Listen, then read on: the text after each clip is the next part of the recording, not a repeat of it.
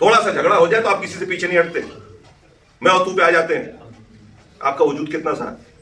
بظاہر ہم میں سے ہر آدمی طاقتور ہے، ہم میں سے ہر آدمی اپنے اندر فرعونیت پالنے ہوا ہے.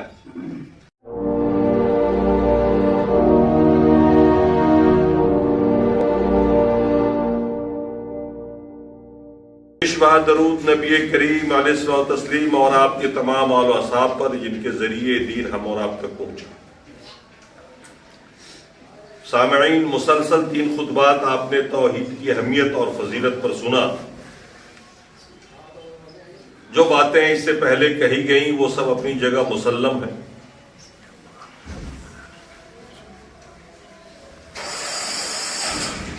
توحید کو نہ سمجھنے کی وجہ سے آج اہل توحید دین سے دور ہے، توحید سے دور ہے. بڑی خوشی ہوتی ہے لوگوں کو سن کر جب انہیں سنایا جاتا ہے کہ من قال لا الہ الا اللہ دخل الجنہ، جس نے لا الہ الا اللہ پڑھ لیا جنت میں چلا جائے. بولنا بھی آسان ہے اور آپ کو جتنا سمجھ میں آتا ہے وہ سمجھنا بھی آسان ہے. یہی وجہ ہے کہ علماء توحید کی فضیلت کو بیان نہیں کرتے کہ لوگ سمجھ نہ سکیں گے اور گمراہ ہو جائیں گے، جہنم میں چلے جائیں. آپ ایمان کو سمجھتے ہیں کہ ایمان کسے کہتے ہیں؟ اقرار باللسان، تصدیق بالجنان، عمل بالارکان کا نام ایمان ہے. یعنی دل میں اس بات کی تصدیق ہو کہ صرف اللہ ہی عبادت کے لائق ہے، اور عمل سے اس کی تصدیق ہو، اور زبان پر یہ اقرار ہو لا الہ الا اللہ. ان تینوں کے مجموعے کا نام ایمان ہے. صرف لا الہ الا اللہ کا اقرار ایمان نہیں، صرف دل سے یقین کر لینا ایمان نہیں، اور صرف عمل کرنا بغیر یقین کے یہ بھی ایمان نہیں. ان تینوں کے مجموعے کو ایمان کہتے ہیں. عربی میں کہتے ہیں اقرار باللسان، تصدیق بالجنان، عمل بالارکان. اردو میں اس کو کہیں تو دل سے تصدیق، دل سے ماننا، عمل سے اس کی تصدیق کرنا، اور زبان سے اس کا اقرار کرنا. اگر ایسا ایمان ہے تو یقیناً آپ جنتی ہیں. اور اگر عمل سے تصدیق نہیں، یا کسی کے دل میں تصدیق نہیں، یقین نہیں، صرف زبان پہ اقرار ہے، تو یہ ایمان، یہ توحید جنت میں لے کے نہ جانے والا. توحید کو نہ سمجھنے کی وجہ سے آج ہماری اکثریت نماز سے دور ہے، روزہ سے دور ہے، دین سے دور ہے، اخلاقیات سے دور ہے، اور ہر طرح کی برائی ملوث. ہم یہ سمجھتے ہیں کہ مسلمان ہیں، ایمان والے ہیں، جنت میں چلے جائیں گے. ارے ایمان ہے کہاں آپ کے پاس؟ توحید ہے کہاں آپ کے پاس؟ توحید کو سمجھیے. علماء نے توحید کو 7 شرطوں کے ساتھ معتبر مانا ہے. عقیدہ توحید کے لیے 7 شرطیں ہیں. اگر ان شرطوں کو کوئی پورا کرتا ہے تو وہ عقیدہ توحید والا ہے، اور وہ توحید یقیناً اس کو جنت میں لے کے جائے. اور اگر یہ توحید اس درجے کا نہیں ہے، وہ شرطیں نہیں پائی جاتی ہیں اس کے اندر، تو پھر وہ توحید نجات دینے والا نہیں. میں چاہوں گا کہ تفصیل کے ساتھ یہ باتیں آپ کے سامنے میں رکھ دوں تاکہ آپ سمجھ سکیں. میں نے ایک حدیث پڑھی آپ کے سامنے میں، بہت مشہور حدیث ہے، آپ نے پہلے بھی سنی ہوگی. معاذ ابن جبل بڑے جلیل القدر صحابی، بڑے عظیم المرتبہ صحابی ہیں. اللہ کے رسول نے ان کو گورنر بنا کے بھیجا تھا ملک یمن کا. یہ ایک حدیث روایت کرتے ہیں. وہ کہتے ہیں میں اللہ کے رسول کے ساتھ آپ کی سواری پہ بیٹھا ہوا تھا، ایک ہی سواری پر تھے یا الگ الگ سواری پر تھے. فرماتے ہیں فاصلہ ہمارے اور اللہ کے رسول کے درمیان صرف اتنا تھا جتنا ایک کجاوے کا ہوتا ہے. کجاوا اونٹ پہ بیٹھنے کا ایک بستر ہوتا ہے چھوٹا سارا، جس میں بیٹھ کے لوگ سفر کرتے ہیں. یعنی تھوڑی سی دوری تھی. اللہ کے رسول نے فرمایا معاذ، بہت دھیان سے سنیے گا اس حدیث کو، آپ کے ذہن سے قریب ہو جائے گا توحید اور عمل. اللہ کے رسول نے فرمایا ہے معاذ، کیا تم جانتے ہو کہ اللہ کا حق بندے پر کیا ہے اور بندے کا حق اللہ پر کیا ہے؟ اللہ کا حق بندے پہ کیا ہے، مخلوق پہ کیا ہے، خالق کا حق. اور پھر جب اس حق کو ادا کر دے گا بندہ تو پھر بندے کا کیا حق اللہ پر، دونوں طرف سے.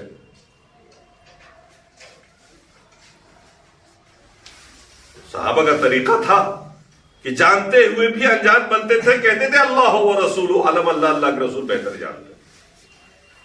چنانچہ حضرت معاذ نے بھی یہی فرمایا، اللہ و رسول عالم، اللہ اللہ کے رسول بہتر جانتے ہیں، یا رسول اللہ سمجھا دیجئے، بتا دیجئے. اللہ کے رسول نے فرمایا حق اللہ علی عبادہ، اللہ کا حق بندے پر یہ ہے ان یعبدوہ ولا یشرکوا بہ شیئا، کہ بندے صرف اللہ کی ہی عبادت کرے اور اس کی عبادت میں کسی کو شریک نہ ٹھہرائے. یہ اللہ کا حق ہے ہم سب پر، تمام انسانوں پر، کیونکہ وہ آپ کا خالق ہے، رازق ہے. آپ کے تمام معاملات اسی کے ذمہ ہے، اسی کے سپرد ہے، وہی آپ کے لیے سارا انتظام کرتا ہے اس دنیا کے اندر. تو اس کا یہ حق بنتا ہے کہ ہم اسی کی عبادت کریں اور عبادت کے کسی بھی قسم میں کسی غیر کو شریک نہ کریں. عبادت صرف نماز، روزہ، حج و زکات ہی نہیں ہے، عبادت کی بہت ساری قسمیں. ہر وہ کام جس سے اللہ خوش ہوتا ہے، جس پر اللہ آپ کو نیکی دیتا ہے، وہ عبادت. اور یہ کام خالصاً لوجہ اللہ، اللہ کے لیے ہونا چاہیے. اس میں کسی غیر کی رضا، کسی غیر کو راضی کرنے کی نیت نہیں ہونی چاہیے.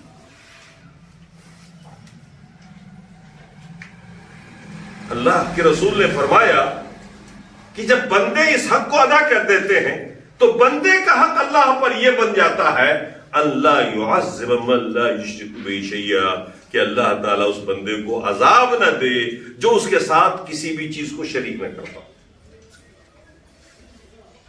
جب بندہ یہ حق ادا کرے گا کہ اسی کی عبادت کرے گا اور اس کی عبادت میں کسی کو شریک نہیں ٹھہرائے گا، تو پھر اللہ پر یہ حق بنتا ہے بندے کا کہ اللہ تعالیٰ اسے کوئی عذاب نہیں دے گا، بالکل عذاب نہیں دے گا. صحابہ اتنا احتیاط برتتے تھے. حضرت معاذ نے حضرت معاذ نے اللہ کے رسول سے کہا، یا رسول اللہ افلا ابشر بہ الناس، کیا میں یہ خوشخبری لوگوں کو نہ سنا دوں؟ یہ خوشخبری تھی کہ آدمی اللہ کی ہی عبادت کرے اور اللہ کی عبادت میں کسی کو شریک نہ ٹھہرائے تو اللہ تعالیٰ اسے عذاب نہیں دے گا.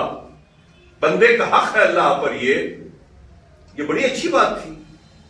اللہ کے رسول سے پوچھا، اللہ کے رسول کیا میں اس کی خوشخبری لوگوں کو نہ سنا دوں؟ اللہ کے رسول نے فرمایا لا تبشروا، مت بتاؤ لوگوں کو، مت سناؤ. روک دیا اللہ کے رسول. فرمایا اذن یتکلوا، لوگ بھروسہ کر لیں گے اسی پر، غلط فہمی کا شکار ہو جائیں گے، وہ عبادت کریں گے نہیں اور کہیں گے کہ یہ عقیدہ رکھ لو دل میں، جنت میں چلے جاؤ. حدیث کے الفاظ پہ غور کیجیے. اللہ کے رسول نے فرمایا یعبدوہ، اس کی عبادت کرے. یہاں کوئی عبادت ہی کرنے والا نہیں، عبادت کا عقیدہ محض دل میں نہیں رکھنا ہے بلکہ عبادت کرنا ہے. کیسے سمجھ میں آئے گا کہ آپ توحید والے ہیں؟ آپ عبادت کریں گے، نماز پڑھیں گے، روزہ رکھیں گے، دین پر چلیں گے، عمل سے تصدیق ہوگی نا بھائی. ابھی آپ نے ایمان کی تعریف سنی ہے نا، اقرار باللسان تصدیق بالجنان، دل سے تصدیق بھی ہو. تصدیق کب ہوگی؟ سال میں ایک بار، عید کے عید یا جمعہ کے جمعہ. 5 بار تصدیق کرنی ہے آپ کو نماز پڑھ کے کہ آپ واقعی توحید والے ہیں اور اس کی عبادت کر رہے ہیں، اس کی عبادت میں کسی کو شریک نہیں کر رہا. 1 مہینہ روزہ فرض ہے سال میں تو روزہ رکھنا ہے اللہ کے لیے.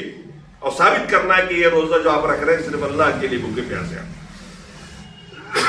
باقی جتنے بھی اعمال ہیں اگر آپ کریں گے نہیں تو تصدیق کہاں پائی جائے گی؟ اور اگر عمل کے ذریعے سے تصدیق نہیں کیا آپ نے تو آپ کا توحید تو ناقص ہو گیا. یہ توحید کیسے بھلا جنت میں لے کے چلا جائے گا؟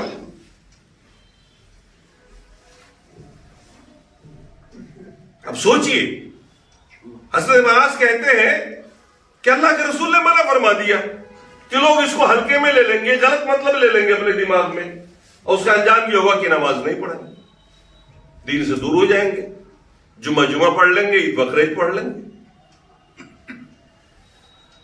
اللہ کے رسول کو اندازہ تھا یہ اس وقت. آپ نے فرمایا لا تبشروا، خوشخبری مت سناؤ، ایسا نہیں یتکلوا. اور آج ہم دیکھ رہے ہیں بڑی بڑی عالیشان مسجدیں ہیں لیکن مسلمان کی آبادی بھی خوب ہے لیکن ویران ہے مسجد. 5-7 بوڑھے جن کو یقین ہو گیا ہے کہ اب مرنے والے ہیں تو بیچارے نماز کی پابندی کرتے ہیں. نوجوان کو تو کبھی آپ پائیں گے ہی نہیں نماز میں، ان کو یقین ہی نہیں کہ ہم مریں گے، ان کو یقین ہی نہیں کہ جنت و دوزخ بھی کوئی چیز ہے اور ہمیں جانا بھی ہے اس کے اندر. اس دنیا کی رنگینیوں میں اس قدر کھوئے ہوئے ہیں، بھلائے ہوئے ہیں. تو عمل سے تصدیق نہیں ہو رہی. صرف عقیدہ رکھ لینا یہ کافی نہیں ہوگا بلکہ عمل کے ذریعے اس کی تصدیق بھی ضروری ہو. عمل کرنا ہوگا تب ثابت ہوگا کہ واقعی اب توحید والے. توحید ناقص ہو اور آپ کہیں میں اہل توحید ہوں. میں نے بڑی بڑی مسجدیں دیکھی ہیں گاؤں میں جہاں 2 شہر کی آبادی ہے اور 7-8 بوڑھے وہاں بس نماز کے لیے رہتے ہیں. جبکہ اس بستی میں علماء بھی، وہ بھی اپنے اپنے گھروں میں پڑھتے سب ہیں، بہت سارے لوگ پڑھتے ہیں، میں نہیں کہتا کہ بے نمازی ہیں، پڑھتے ہیں، لیکن کون مسجد جائے؟ اپنے گھر میں پڑھ لیتے ہیں، لیٹ سیٹ پڑھ لیتے ہیں. وہ نماز پڑھنے والے نہیں ہیں. نماز فرض ہوئی تھی جماعت کے ساتھ. جنت اس قدر آسان نہیں ہے، نہ اس قدر سستی ہے. دنیا کا ایک مکان بنانے میں پسینہ بہ جاتا ہے، آپ کی زندگی اور عمر کھپ جاتی ہے. اتنی بڑی جنت اور اتنی فیسلٹیز آپ کو اس عمل، اس عقیدے کی بدولت اگر مل رہی ہے جنت تو بڑی سستی ہے. وہ تصور نہیں کر سکتے ان نعمتوں کا اس دنیا کے اندر جو اللہ تبارک و تعالیٰ نے آپ کے لیے انتظام کر رکھا. وہ اتنی سستی نہیں. حضرت معاذ رضی اللہ تعالیٰ عنہ نے اپنی موت کے وقت یہ حدیث سنائی ہے. جب وہ مرنے لگے تھے، بستر مرگ پہ تھے، اپنے آخری وقتوں میں تھے، تو انہوں نے صحابی کو یہ پوری حدیث سنائی. کیوں؟ تعصماً، گناہ سے بچنے کے لیے. ایسا نہ ہو کہ میں یہ علم چھپا کے لے کے چلا جاؤں، میں امانت کے طور پہ یہ بتا دے کے جا رہا ہوں کہ اللہ کے رسول نے میرے ساتھ ایسا ایسا کہا تھا، یہ معاملہ ہوا تھا.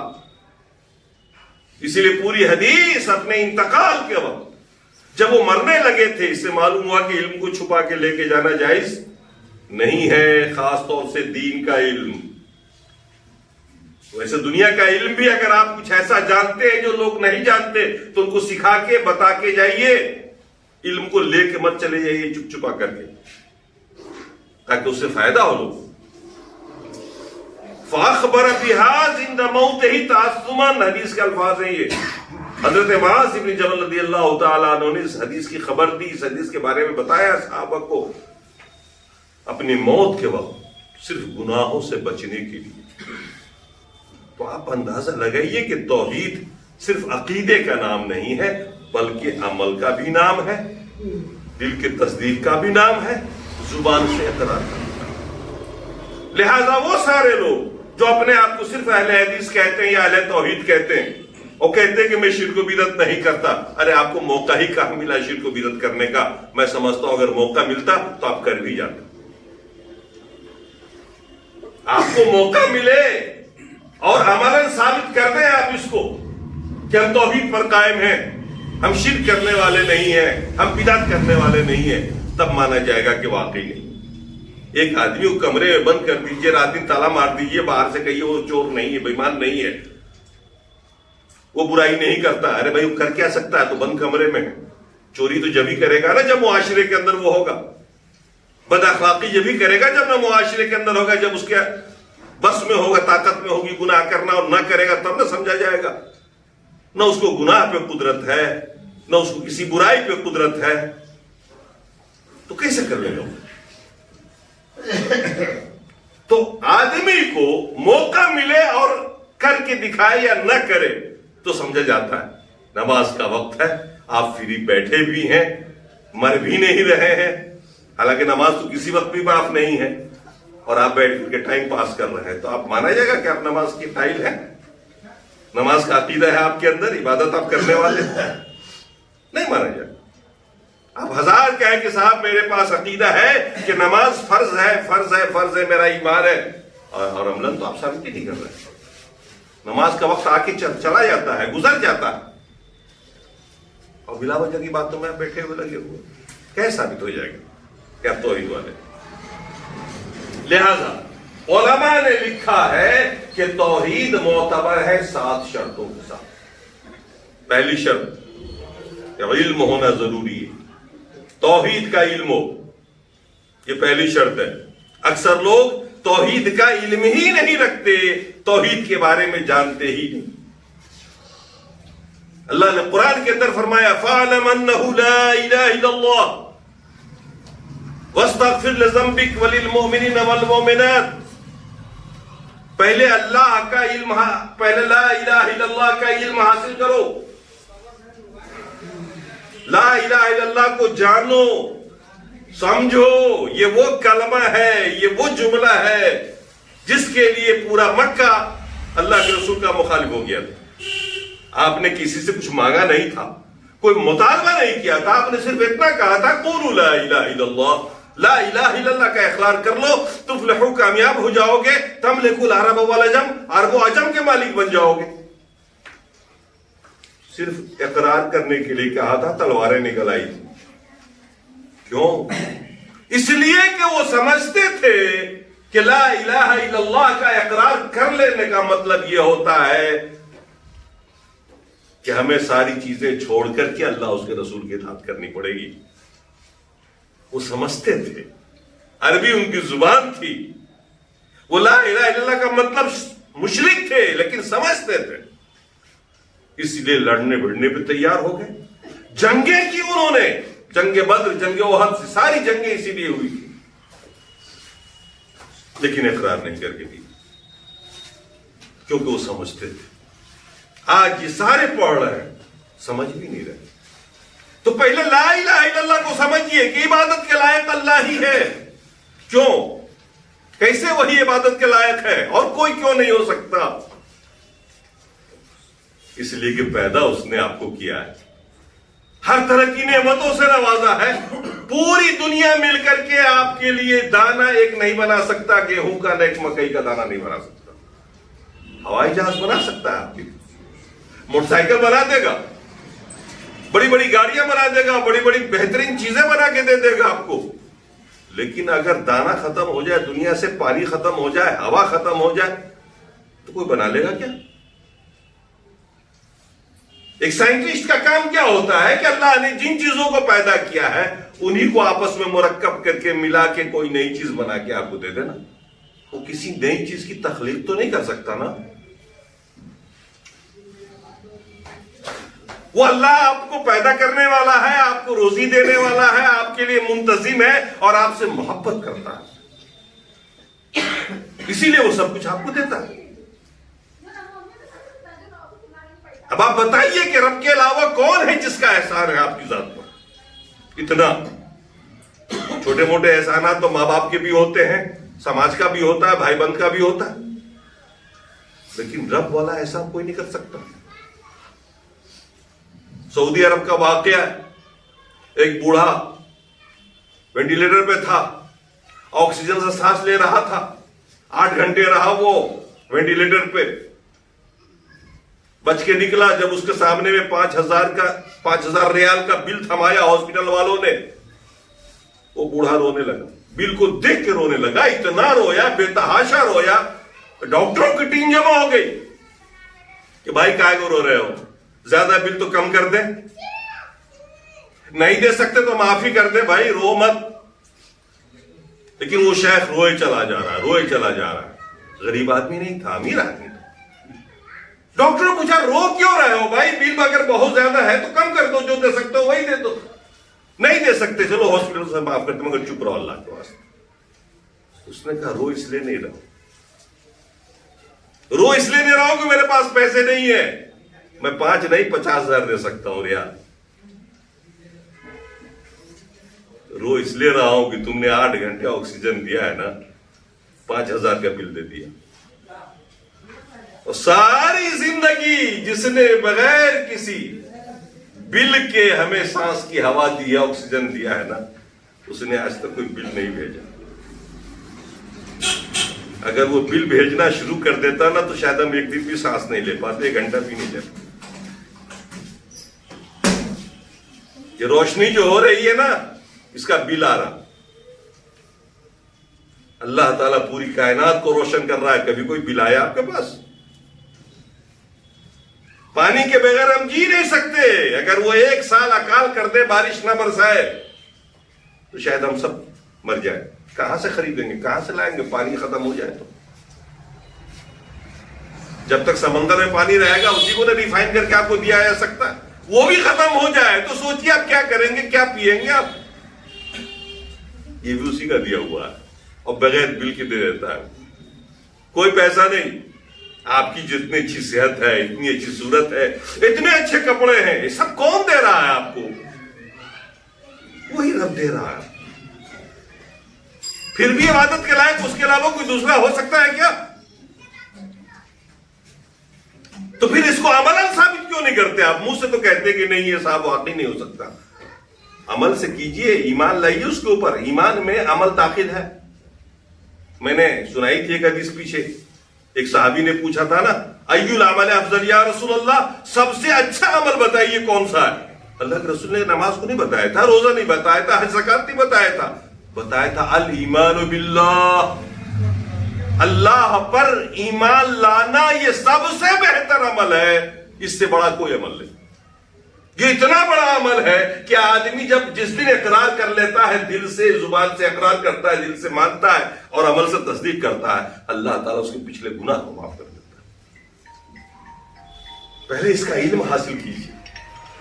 اور یہ علم اگر نہیں ہو پا رہا ہے نا ابو کا محتو، تو اپنے اس قصور کا ہی تصور کر لیجئے کہ آپ کتنے عاجز ہیں. بظاہر ہم میں سے ہر آدمی طاقتور ہے، ہم میں سے ہر آدمی اپنے اندر فرعونیت پالنے ہوا ہے. تھوڑا سا جھگڑا ہو جائے تو آپ کسی سے پیچھے نہیں ہٹتے، میں اور تو پہ آ جاتے ہیں. آپ کا وجود کتنا سا ہے. گیس بن جائے نا پیٹ میں تو چین نہیں پڑے گا، مرنے لگیں گے آپ.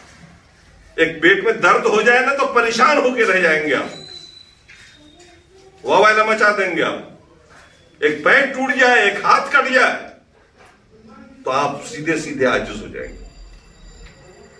اپنی عاجزی اور اپنے قصور کا اعتراف ہوتا ہے توحید. آدمی جب عبادت کر رہا ہوتا ہے تو دراصل وہ اپنے قصور کا اعتراف کرتا ہے کہ اللہ تیرے ان احسانات کے بدلے میں تو عبادت بھی نہیں کر سکا. میں پوری زندگی نمازی، غازی، دیندار بن کر کے بھی اللہ میں تیرا حق ادا نہیں کر سکتا. اللہ کی اتنے سارے احسانات ہم میں سے ہر فرد پر ہیں کہ ہم کیا رب کا احسان کبھی ادا کر سکتے ہیں؟ ماں باپ کا تو احسان ادا کر ہی نہیں سکتے ہم. اور رب کا احسان کون ادا کر لے گا؟ تو جب آپ عبادت کرتے ہیں تو دراصل 2 چیزوں کا آپ کو احساس ہوتا ہے. ایک تو اپنے قصور کا کہ میں ناقص ہوں، میں کر نہ سکا، 5 وقت نماز پڑھ کے اللہ میں تیرا حق ادا نہیں کر سکتا.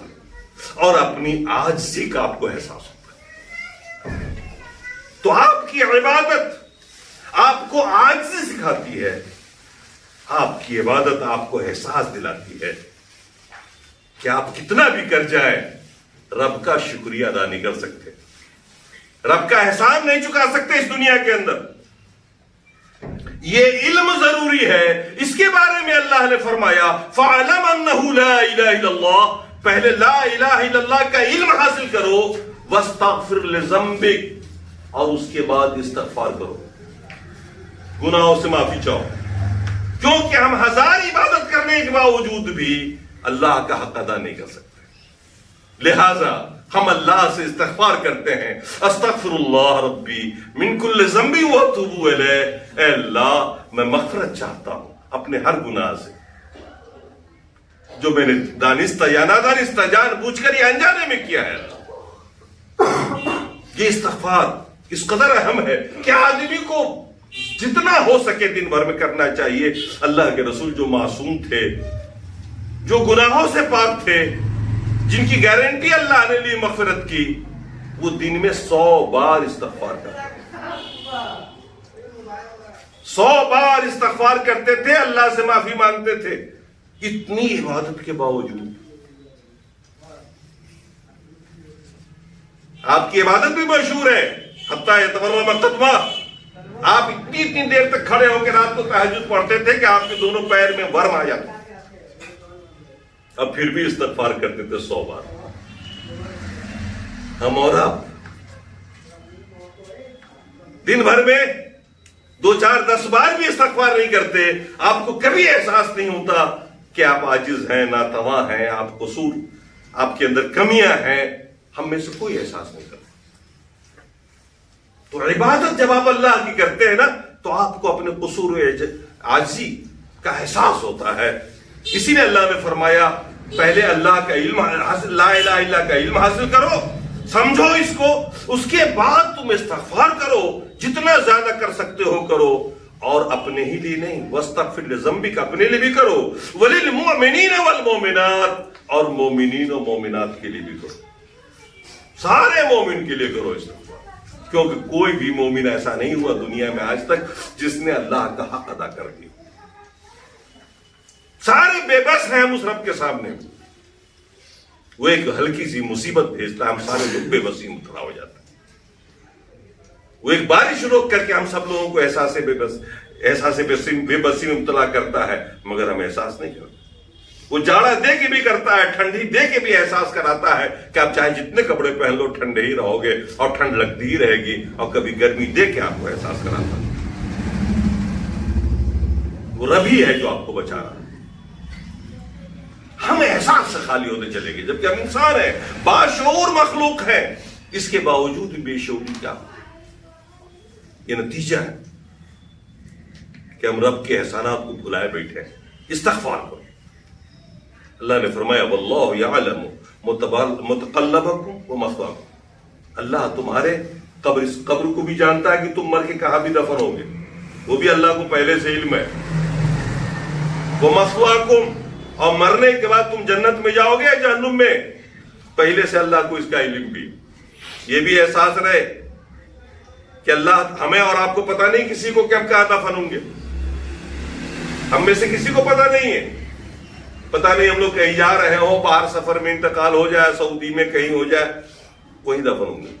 حالانکہ رہنے والے یہاں کے ساری زندگی یہاں گزاری، دیکھا ہوگا آپ نے حاجیوں کو، حج کرنے جاتے ہیں، کہاں کہاں کے لوگ ہیں، کہاں جا رہے ہیں اور کہاں دفن ہو رہے ہیں، کبھی سوچا بھی نہیں ہوگا کہ ہم یہاں دفن ہوں گے، اور آخرت کا ٹھکانہ تو کسی کو معلوم ہی نہیں۔ تو پہلی شرط اہل توحید کے لیے ہے کہ اس کو توحید کا علم ہو، تب جا کر کہ یہ توحید نجات دینے والا ہوگا۔ 7 شرطیں ہیں، انشاءاللہ میں تفصیل کے ساتھ الگ الگ بتاؤں گا۔ اللہ تبارک و تعالی ہمیں اور آپ کو سمجھنے اور اس پر عمل کرنے اور عملی زندگی اختیار کرنے کی توفیق عطا فرمائے۔ اقول